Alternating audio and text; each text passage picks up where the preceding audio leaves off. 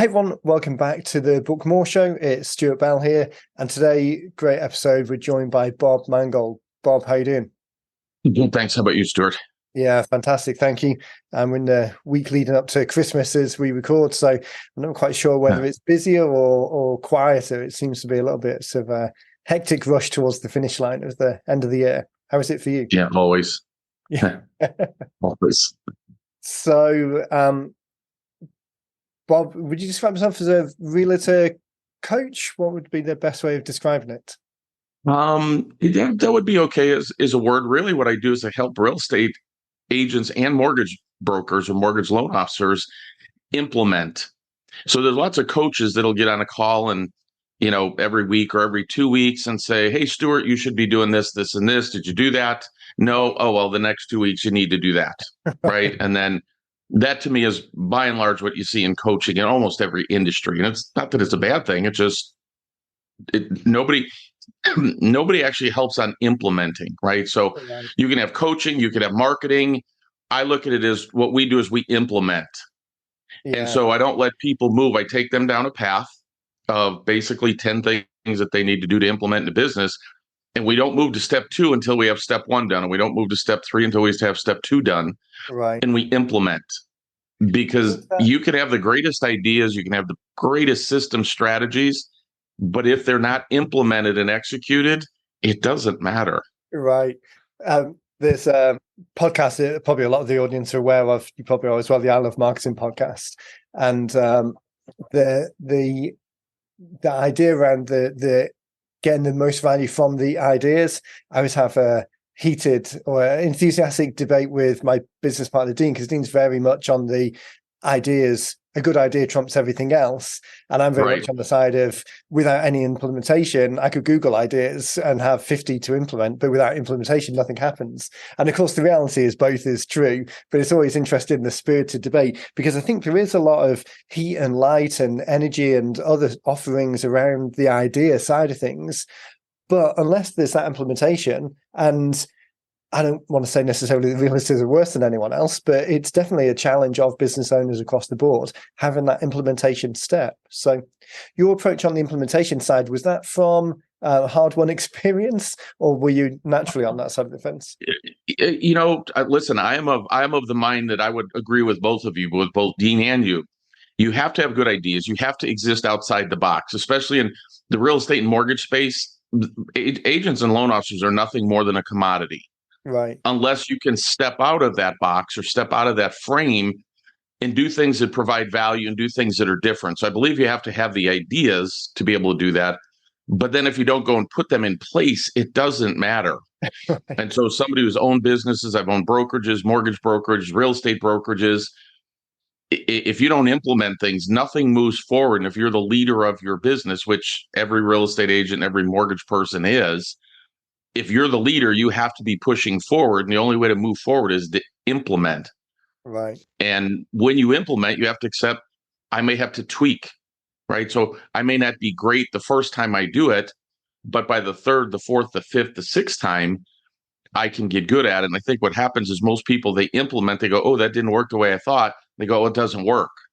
No, you just have to tweak it There's because you some didn't work. discipline and right. There's some discipline and expertise, and the likelihood of hitting anything out of the park the first time is slim. I think there's also an element of kind of like the shiny object syndrome, because there are so many ideas, so many implementation Totally. opportunities. It's easier to, or maybe it's not even easier, but it's less. There's less accountability to think, oh, it was the idea that was bad. I just need to find another idea, rather than it was my implementation that could have been better, and I just need to have a little bit more practice. And I think that you just hit the nail on the head. We always look at, oh, well, there's something wrong with whatever shiny object I have. So that had to be the problem, excuse me, because it couldn't be me. Right. And we just have to accept as people that no matter what we do, the first time we do it, we're not that great at it. Because I Right. promise the fifth time you do it, you'll be better than the first time. And the 10th time you do it, you'll be better than the fifth time. And so, Right. that's like, hey, you've got to do things, 100 times or 1,000 times before you get good at it. It's 100% true. Yeah. And I think what happens is people just do it one or two times, they get blown out. And it doesn't feel right for them. And instead of going back and making changes and putting things into their own personality. For example, like one of the things I don't like to do is I don't like to write scripts. I have them, but what happens is then people read a script. Hi, Stuart. Good morning. How are you today? Well, that's not going to work. Right. And so until you get comfortable going, hey, Stuart, how you doing? My name is Bob. I'm right. And you put it into a normal tone and you get good and you get comfortable at it, it's not going to work very well. And the only way that you're going to get comfortable is really what I recommend to everybody. And really, I don't care what business you're in, is that you role play, right? Like, why? Think about it. Why would you practice, in the real estate space? Why would you practice in an actual listing presentation where there's money on the line and you're practicing now? Right. Why don't you just grab another agent, a spouse, a friend, somebody, and role play it when there's no money involved first? Particularly, I think And realtors and it, yeah, realtors and mortgage brokers, particularly, maybe even more so than some lower transaction businesses, the value in those converted appointments is so high compared with selling someone a $25 widget that totally. the idea of practicing before actually turning up, I mean, at least if you're going to practice whilst you're there and have the commitment to carry on and see it through, I guess that's better than giving up too soon. But the idea of role play, I think it seems somewhat artificial or kind of academic to people. But when you look at sportsmen, high performance sports, I was at the Miami Grand Prix with a friend earlier in the year, and my dad's super into the Grand Prix. Not so much. Friend Andrew was super into it. So I just spoke to him last week, and he was saying that the teams had moved from North America to Europe and then back to South America. There was some real tight schedule, and was talking about one of the drivers who was flying in 2 days early, specifically to be on the simulator for 2 days before that course. So Right. convoluted example there, but that idea of role play, we talk about it in a realtor sense or in a sales sense, and it seems kind of contrived. But if we took that exact same scenario and put it into a professional sports context, we've all heard of Tiger Woods kind of just practicing every hole and the racing car drivers simulating the course. It's such a common experience in other elements, but I think people Right. underestimate it too easily. Yeah. I mean, think of a pilot. Would you want to go, hey, hi, welcome passengers. Today's my first flight. I've never even been behind a simulator. Let's give it a go. Right. How hard You can would it do be? that. Yeah, I've watched on But TV. but I yet, watched Airplane. yeah, in our profession, we do that. Right. And I'm always dumbfounded why we would do that when there's money on the line. You go, well, I'll figure it out when I'm, talking to somebody. It's like, well, not when there's money on the line. That just never made sense to me. And full disclosure, when I first started in sales, I did not love role playing, Right. right? You were self-conscious and all those other things. But pretty quickly I learned it's better to mess it up in role playing than it is to mess it up sitting in front of somebody when you can get paid. Right. That's And so that's what I mean by implementation. So, like, literally, in about 2 hours after we're done with this today, I have a weekly implementation call. And what we're doing is I will have the agents in my program literally role playing how to present a cash offer to a seller and do it with me. And, well, depending on the week, maybe, normally hundreds, but maybe some dozens this week of other realtors listening. So it's pressure, no question. But wouldn't it be much better to have the pressure now when there's no money on the line? right. And And the so feedback. before I have them go out, start calling potential sellers, I want to make sure that they can explain it properly. Yeah. Yeah. And that I to me think just makes that's common sense. and Anyway, one of those elements on you talk about the call today specifically around the cash offer side of things. Anything I think is that's not everyone's level of comfort is within their kind of sphere of experience, and yes. they can talk pretty comprehensively about that particular subject. And once they've gone through it a couple of times, as you say, perhaps practice not when there's money on the line, but once they've been through it a couple of times, it becomes second nature. But as soon as the subject starts going slightly wider, or or they're trying to introduce a new topic or have a new approach or answer a new deal with a new type of clients, I think we can sometimes rely on that expertise of the familiar, where it actually Yes. sabotages slightly the new thing that we're approaching. Um, Jumped off on a bit of a And that's tangent why there. in the book, I actually have a 10, really, we just call it a roadmap. It's just 10 steps. And what I teach real estate agents to do is focus on building a listing focused business, right? Right.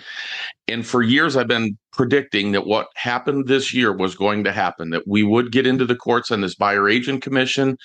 I just didn't see any way in the world we were going to win. It doesn't mean that it's valid or invalid. It's just you get in front of jury of your peers, and then people start feeling like they were screwed and paying more than they had to. Right. The outcome's not going to be good.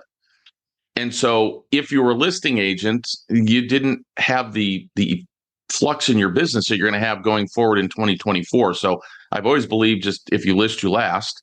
And at the end of the day, then it just becomes to me, 87% of all real estate agents fail in the first couple of years because we're not teaching them the right things. Well, we know that the top earning agents in our industry are all listing agents. Well, Right. why don't we model that Right. instead of what doesn't work? Yeah. I think it's So it never made sense to me. It's like, why aren't we teaching agents how to build a listing focused business? And then the second step of that, once you make that determination, I'm going to do it, you better figure out what your value to the marketplace is. And so, I just refer to that as value branding. So often you hear you need to build a personal brand. Well, and that's great. If you want to tell the world how wonderful you are, personal branding is a great thing.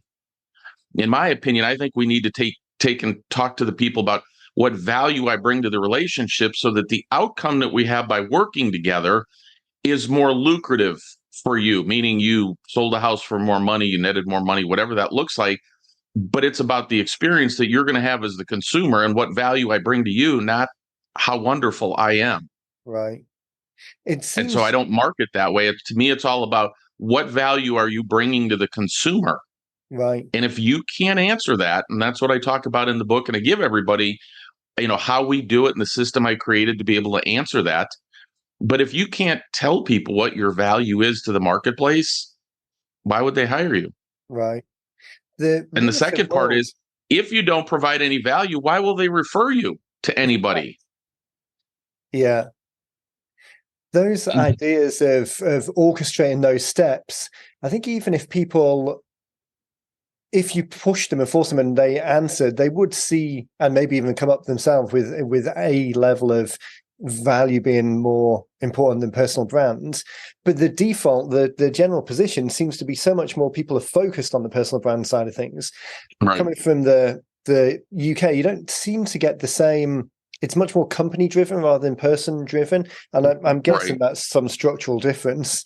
I didn't know that many realtors in the UK to be able to look at the difference, but realtors in the US compared with a number of other professional services industries definitely seems to be more. They default more to the person. Um, right, their face on a bus seat or a billboard rather than the value proposition that they're putting right. together.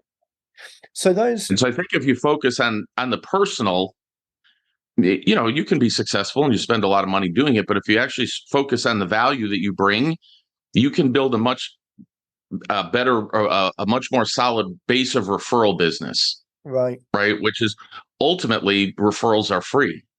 right, So I could go out and spend all kinds of money on Facebook and Instagram, and I could spend time making YouTube videos telling the world how wonderful I am. Or I could actually take and change the financial outcome for people on their transactions. And then at that point, they're more than happy to refer people to that. So I refer to something I don't call it the stadium pitch. I actually got it from Chet Holmes' book, The Ultimate Sales Machine. right. And it's the concept, hey, if we fill the stadium full of people for you, buyers, sellers, investors. And I said, Stuart, I'm going to give you 30 seconds to get out there and tell those 50, 7,500, 100,000 people, tell them about your business. Tell them whatever you want to tell them to do that. And I'm going to instruct them prior. If you're boring, they can just get up and walk out. It doesn't matter. Right. And then you go, okay, go. What do you say? And the typical real estate default answer is, well, I've been in the business for 25 years and I've sold 300 million and I love my clients and I was born and raised here and et cetera, et cetera. And Yeah, it's like, come on, yawn. That doesn't speak to anything. And so what I encourage everybody to do is to create that stadium pitch to be able to do that. And people say to me all the time, it's like, Bob, that's not realistic. That's never going to happen. It's like, well, I disagree with you. Probably not 50 or 75,000 people, but you go to a BNI meeting, a Chamber of Commerce, a LATIP, any of those networking groups, and everybody gets their 1 minute to tell about you. And they get up and they say that stuff. Yeah. And I'm going, like, how compelling would that be? So in the book, I outline our stadium pitch. It's very, very simple. Hey, there are three mistakes that homeowners make that prevent them from having their home paid off in 7 to 10 years and accumulating $1 million in cash from that property, in addition to the equity. And all we simply do is we rearrange the interest that you pay so it stays in your pocket instead of the bank. If you'd like to see how fast you could have your home paid off and how many hundreds of thousands of dollars you could save, schedule a 15-minute call with me. That's more compelling than saying, hey, I've been doing this for 30 years and I was born and raised here, which I wasn't, that kind of stuff, right? When people understand that there's a potential value and it's different than what everybody else says, that's how you change the perception of you as a professional. So people used to say to me all the time, it's like, so you're kind of like the Dave Ramsey or Susie Orman of real estate and mortgage. It's like, yeah, there's things I disagree with them on, but by and large, yes. And so if realtors understood that they had to have a value proposition, a difference in how they work, like, why would you refer a friend to me? Well, if I could help your friend get completely out of debt in 7 to 10 years, save hundreds of thousands of dollars in payments and interest, and then use that to fund their retirement, well, that's a good reason to refer your friends or family members to me. Right. That comes back to that value proposition, like I say, rather than Right. just leveraging the relationships because there's another existing relationship there. It's actually the value that you're providing to the person. The 10 ideas that form the book and bring those together, are they, there's a consistency. Actually, I've got the cover. Let me just bring that up. Click the right button. There we go. So if you list your last, so this idea is consistent across a number of the things that you do, whether it's the book, the podcast, the website. This framework, is this one of the fundamental frameworks to the rest of the program, or is this something that was brought together for the purpose of the book? They're basically different steps and tenets of what I do, but I brought everything together in the book to say, hey, here are the 10 things that you have to do, right? So a simple one, everybody goes, the 4-step process starts with, well, who will you talk to? Well, real estate agents talk to everybody. Well, it doesn't matter who I talk to, it's talk to everybody. Well, no, if you want to actually focus on listings, then you need to be talking to people that have homes to sell or people who can refer you to homes that have homes to sell. And everybody goes, well, in today's market, just people aren't selling their homes. And I would beg to differ with you because, well, in every market, we have people that get divorced. They don't care what the interest rate is on the home. They need to sell. Right. 65% of all listings in 2022 came from senior citizens. Mainly as we age, right, we have to downsize. And so 65% of the people that are selling in your neighborhood are seniors. Well, there's a good place to start. Yeah. And then there's things that we do algorithmically that we know they have a higher likelihood of selling. Well, that's who we focus on like a laser because they're likely to sell. And then if you think about it, there's a whole industry around that, right? Estate planning attorneys, Medicare insurance people, on the divorce side, divorce attorneys. So there's all these other professionals that can refer business to you. For example, one of my agents works with a divorce attorney. He gets 3 to 5 listings every month from them. Yeah. We've got a probate. One of my guys in Northwest Indiana works with a probate attorney. 16 listings last year from a probate attorney. Wow. Yeah. Yeah. This idea of complementary, non-competing businesses and just taking that moment to think outside of that first degree circle to the people who have your clients who you can help best, but you don't necessarily have immediate access to. It starts opening up so many channels. And over time, it builds as well. I mean, I'm sure the agency you work with see this time and time again. The first time they do that thought exercise, they'll identify one person, but keep doing that exercise, and 5 years down the track, that's a pretty robust business. I did see a stat earlier this year. And the great part is that that's recession-proof business, right? People are going to continue to get old. 10,000 people a day turn 65 every day right now. Right. That business is going to be there for decades. Divorce is never going away. That has nothing to do with the economy. If I'm a senior and I fall and get hurt or I get ill and I have to sell my house, that's not economy-driven business. Right. So the problem is, yeah, you have to determine who you're going to talk to. Then you have to figure out where you're going to find them. Right. And once you start to specialize, right? I'm sure you've heard the phrase, the riches are in the niches. Don't be everything to everybody. Right. Focus on one thing. Those one thing could be sellers, and then there's subsets of sellers underneath that. And then there's subsets of prospects. I have the people that own the house, but I have people that refer them. Yeah. And That's that's where you focus your business. right. That idea of specialization and the riches being in the niches, it's the first tenet of the book blueprint scorecard. It's the picking that single target audience and thinking of things in terms of campaign by campaign by campaign.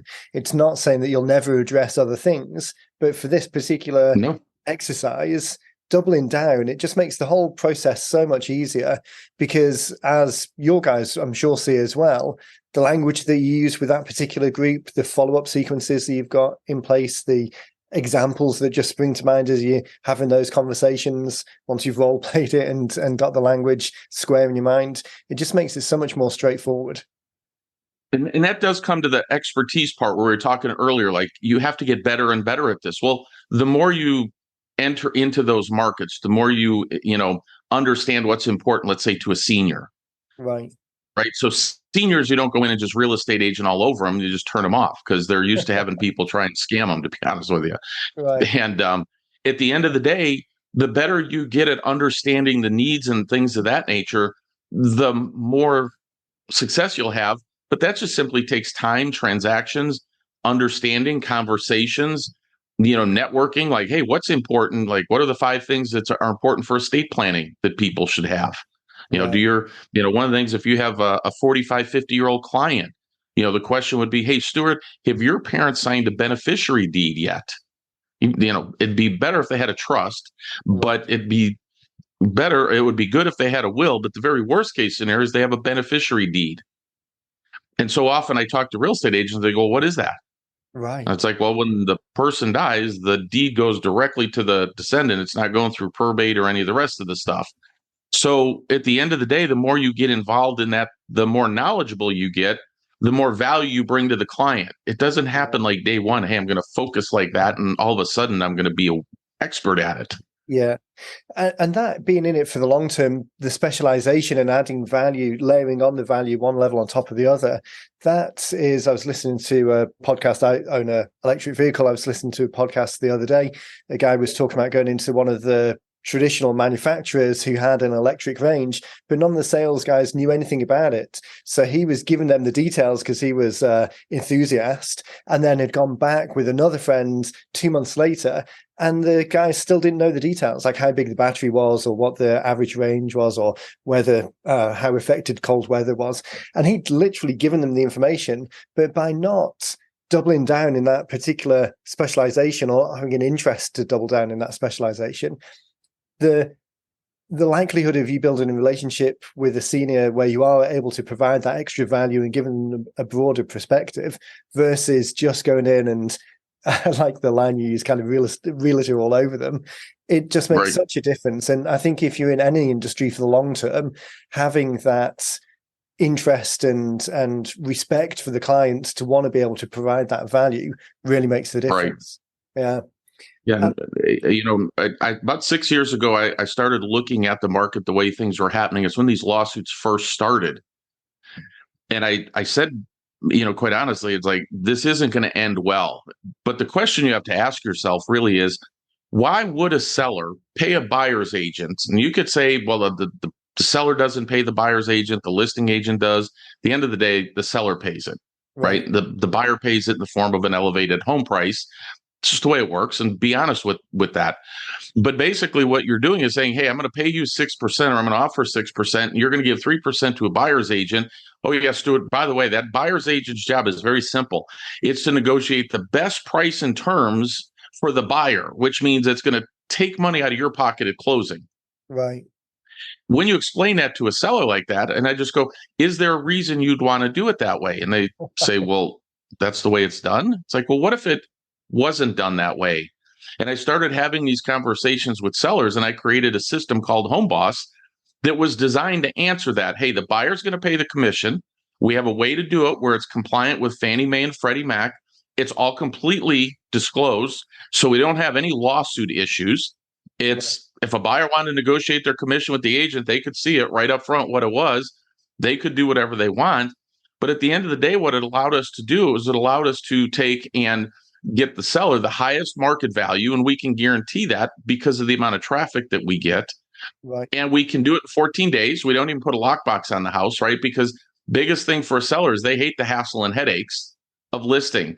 CoreLogic did a study about a year ago that said 77% of home buyers would be willing to give up 5 to 10% of their equity just to eliminate the normal process of selling a home. Just to have it done. So if we could get price, which is a big deal, we could eliminate hassles and headaches and get it done fast. We could do that, but at the same time, be compliant with the courts.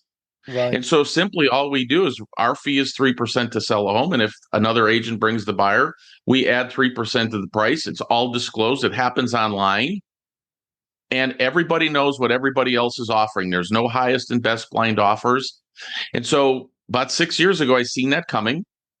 My son was just getting licensed. He was 22. And it was like, how's he going to walk into somebody's house and they're not going to go, kid, how old are you? And how many homes have you sold? Right. And what we're able to do is create a process that we focused on the process and not the person. Yeah. This is the process that allows you to get these things. Yeah. And we're able to drive traffic like our record open house was April 3rd of 2023. We had 1,224 people in an open house. Right. The question would be, how long would it take you if you put it in MLS and you let the normal process, how long would it take you to get 1,200 people in an open house or to visit the listing?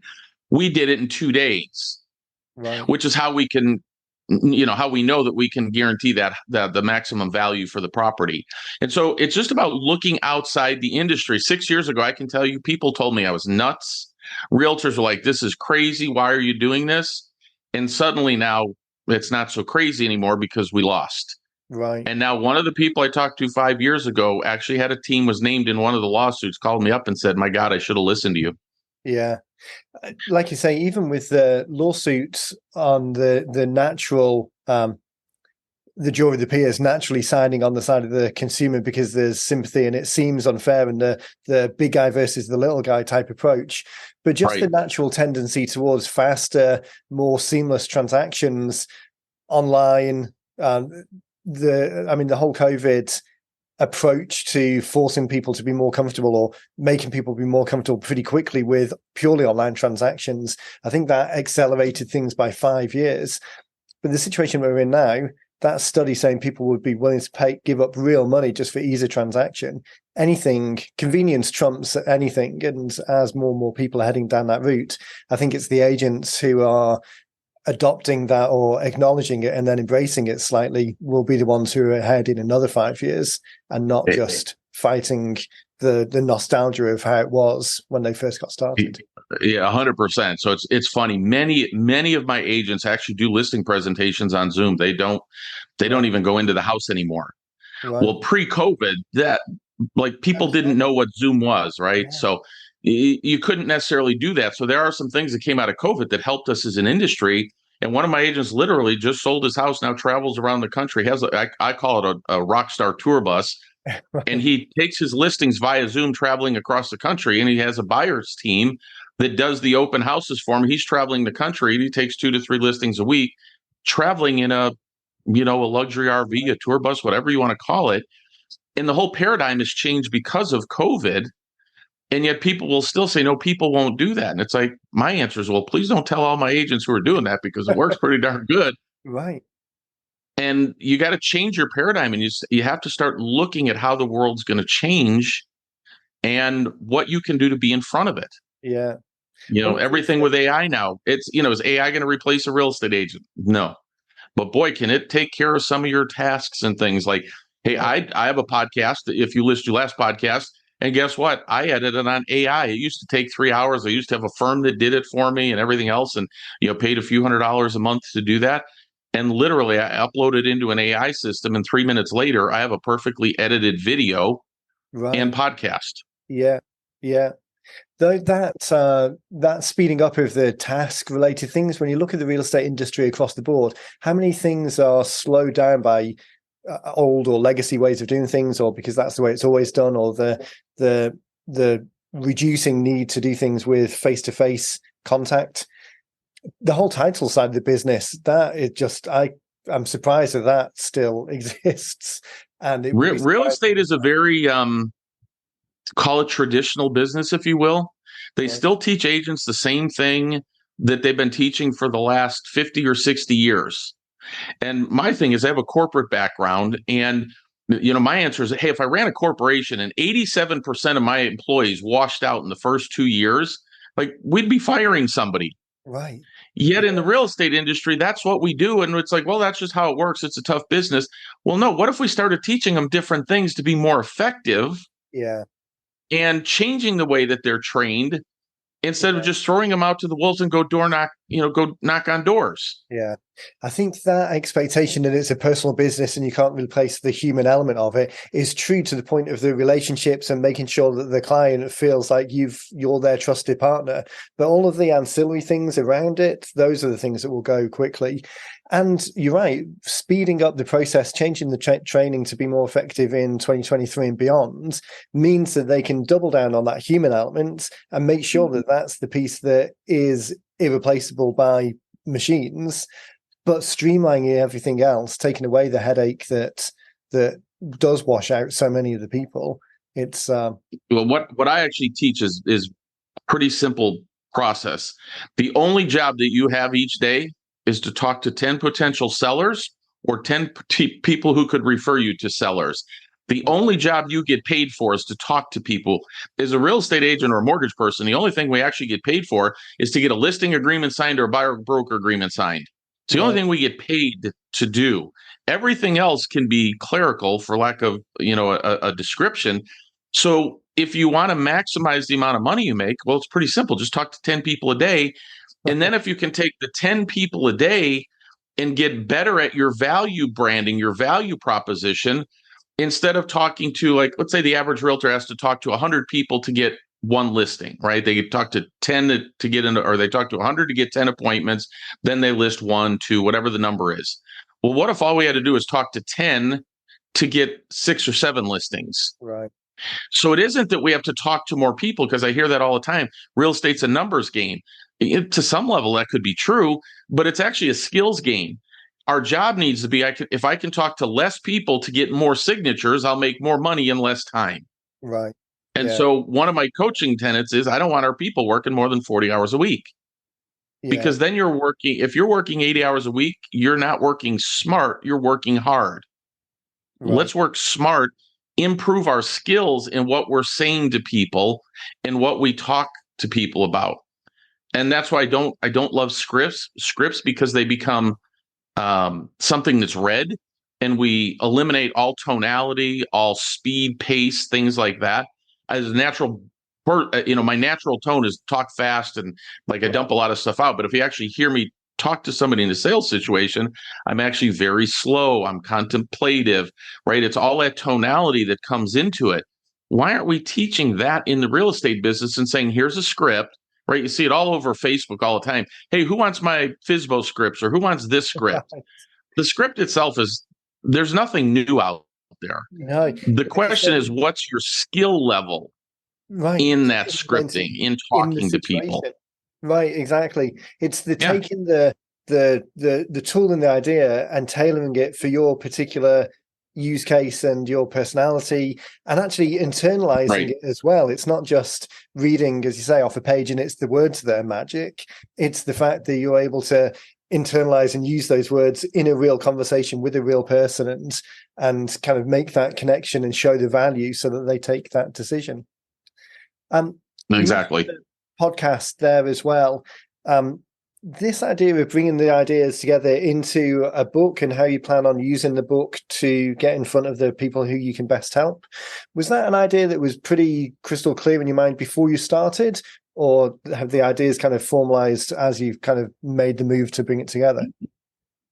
I'm pretty good at making a decision and then figuring out all the different ways that I can, the different tentacles that go out to do that.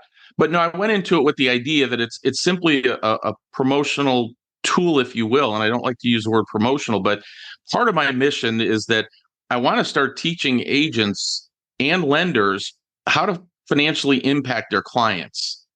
And I can't do that one real estate agent at a time. And I speak on stages and I do different things. But at the end of the day, a book gets it out there where they want to start to interact and go, well, this kind of makes sense. And what might the next step be? Well, we're turning that into podcasts, which will turn it into videos, which will turn it into blog posts, which will turn it into content, which will turn it into reels and shorts, and all those things. So yeah, there's kind of a master plan to how that all will work.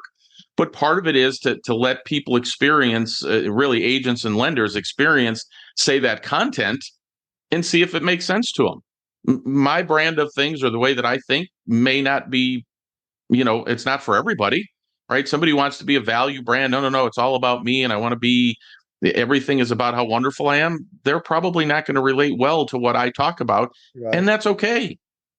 That idea that it's the book's not the product, the conversation from the book is the product, and the matching of your approach with the ultimate conversation that you're going to have with people, because the business model isn't sell a book and make money from a book. The business model is give a book away, start that conversation, and eventually talk to someone one-on-one. And if there is that consistency of what they've read or what they skimmed, and then they're having the conversation with you and the conversation that you're having with them, that congruency then leads to the next step. So much better than I think people sometimes want to write in a way that doesn't reflect them, or want to include content that isn't necessarily aligned with their mission or their message, and it misses the opportunity, because as I say, the book isn't the product. We're not looking at book sales. It's the ability to start a conversation with someone who can then eventually become a client. And if they're married up, then not that we're necessarily trying to sift and sort as the primary purpose of it, but if it Right. does some amount of selecting and really help those people who it's a yes for take that next step, then that's the perfect use case for it. And that was the entire goal. This was never about like selling a book and making money with the book. It's like, hey, let people experience what it is that I do. And in the book, I give them the links. They can attend classes. I teach classes every Wednesday.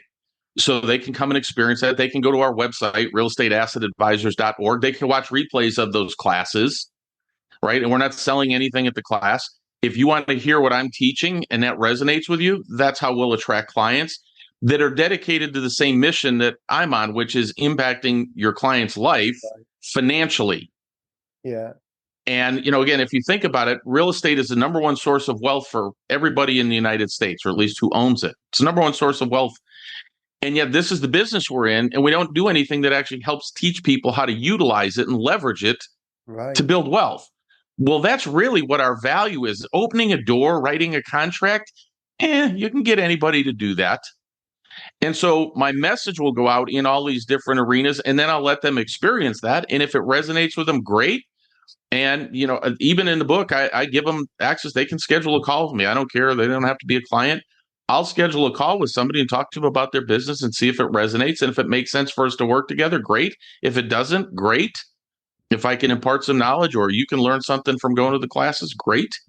So it's really just an invitation to say, hey, experience this content. And if any of it resonates and you need help, I have a plan for that. Yeah, I think it's the perfect utilization of it, because you've got a framework that exists already. You've got the tools to help people. There's an easy model that people can understand it and imagine for themselves how to put it into practice for their business. And then there's a very straightforward and simple next step, whether you're really committed and want to jump in with a call to see how it works for you, or whether you just want to dip your toe in the water a little bit more and attend some of the classes. And this bringing together of all of those elements that you have into a holistic approach to kind of move that conversation forward, I think it's a perfect implementation of it. We'll see how it works out, but I think it is, and it's a way to get the message out, and it'll resonate with some, not all, right? But it's the ones that it resonates with that I'm interested in talking to. Yeah, and you can help them, and they can get the best from you in that experience, that transaction. 100%. Yep. Time goes fast as always on these calls. It'd be great to check back in a little bit down the track and get some feedback on what the feedback from people who've been through that particular funnel. So come from not having heard from you before to seeing something around the book to joining the program and taking it further. I think that'd be really interesting for people. I want to make sure that people can, as I want to make sure that people can access you and make sure that they can follow up and find out more. So where's the best place for people to go if they want to check out both the book and what you do? Probably the easiest place is to go to www.ifyoulistyoulast.com. And so Perfect. you can connect to the podcast, you can register for the classes, you can schedule a call. You can download right now. I've got what I'd call a pre-editor version. So the books are being printed as we speak, and the digital will be ready in call it a week or two. But in the meantime, we've got a pre-digital version that somebody could download and go from there. So it's pretty simple. Name of the book is If You List You Last, and www.ifyoulistyoulast.com, and that'll connect you with everything that we do.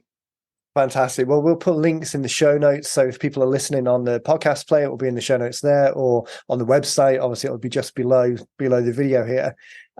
That, just before we wrap, actually, that pre-edited, pre-live version idea, I think we were talking to someone, I can't remember who it was, a couple of months ago, who had sent out a kind of like a slightly earlier version, which was pretty much complete, but it just didn't have all of the polish around it, had sent it out to their existing list and was using it as kind of like a referral interest generating tool, but positioned in the way of, hey, we've worked together, or you're in my world already. I really want to give you like behind the scenes insights into what's happening. And then if you want to sign up, or anyone you know wants to sign up for the final version, then head over here. And they generated quite a bit of excitement, not in some artificial pre-sale list or bestseller list or anything like that, just an authentic, hey, we've worked together, I just wanted to share the behind the scenes and keep you up to date on what's going. Right. That idea is fantastic, and I think it just adds to the point you were making about building the value and the human element that can't be AI'd away, is that one-on-one connection, and doing things like that, the slightly more behind the scenes, or the sharing the recipe as things are being made. I think that just helps add that real connection to people. Great idea. Yeah, and we've given away. We've had a lot of people download the book already. This isn't about being an Amazon bestseller or anything else. Right. It's about getting a message out, finding a group of people that are committed to the same things. Because when we do that, I personally can have the biggest impact. I could sit there and scream to the mountaintop about how to take and utilize real estate to build your personal net worth and things like that. Or I could have thousands of real estate agents that I teach how to do it, and then they go out and do it. I can have a much bigger impact that way. So it starts with a simple book, and we'll move it from there. Yeah, it's exciting. There's so much opportunity here to bring it all together, and we really should hook back up in a few months' time and just give it an update on how it's going. Right. Well, thanks so much for your time. I know this is a busy week in the lead up to Christmas. Really appreciate you taking some time, and my pleasure. A lot from it. No, my pleasure. Perfect. Thanks so much. Okay, well, we'll make sure that, as I say, the links are in the podcast player and in the just below the video on the website here. Thanks everyone for listening. This show is going to be the last one before Christmas, I think. So hope everyone has a fantastic holiday. We'll push another show out next week. And then, Bob, like I say, thanks for your time, and we'll catch up with everyone soon. Perfect. My pleasure.